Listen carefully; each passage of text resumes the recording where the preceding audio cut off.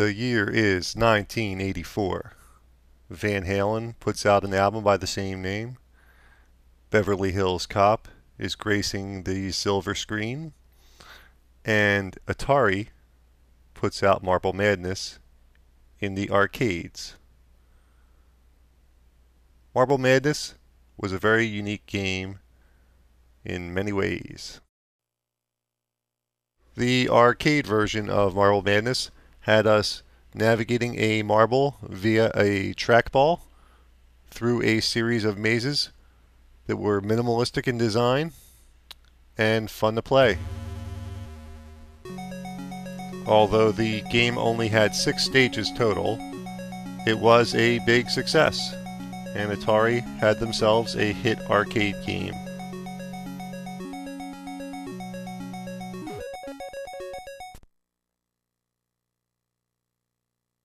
Fast forward 5 years, and we have the NES version of Marble Madness. It is a close interpretation of the arcade version with some slight subtle differences and some major obvious differences.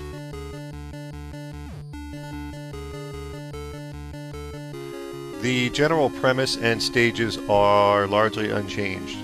You still navigate a marble, and there still are 6 stages, and the Nintendo version looks very much like the arcade version. The arcade version is a bit crisper, a little bit better graphics.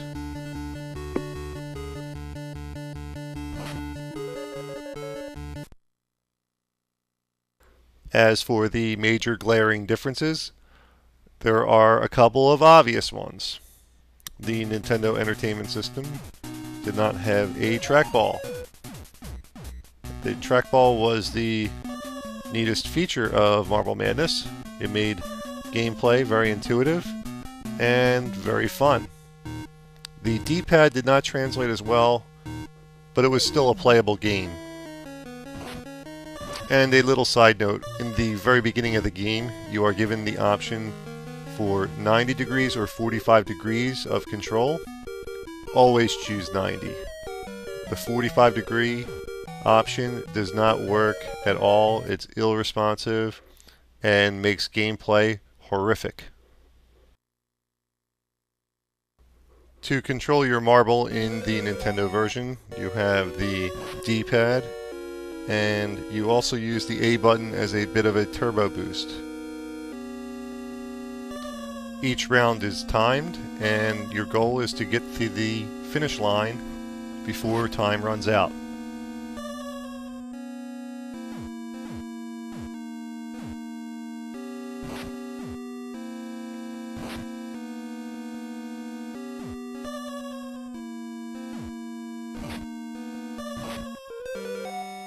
Although the absence of a trackball is the greatest complaint among critics, Marble Madness on the Nintendo is still a fun game to play.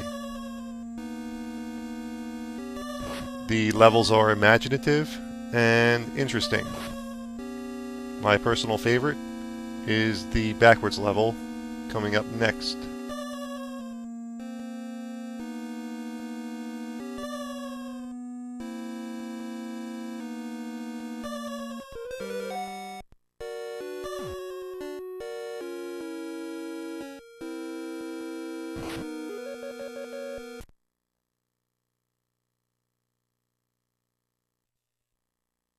Ah, everything you know is wrong. Wonderful words of advice from our friends at Atari.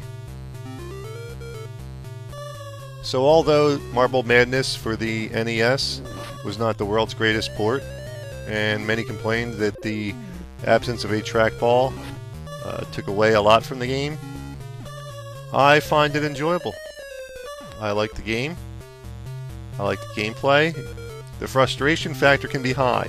If you're easily frustrated by Nintendo games or video games in general, you may end up throwing a controller or two through the television. But all in all, a fun game, a definite must play. Thank you for joining. I'm your host, Dami, for Classic Games Revisited. Until next time.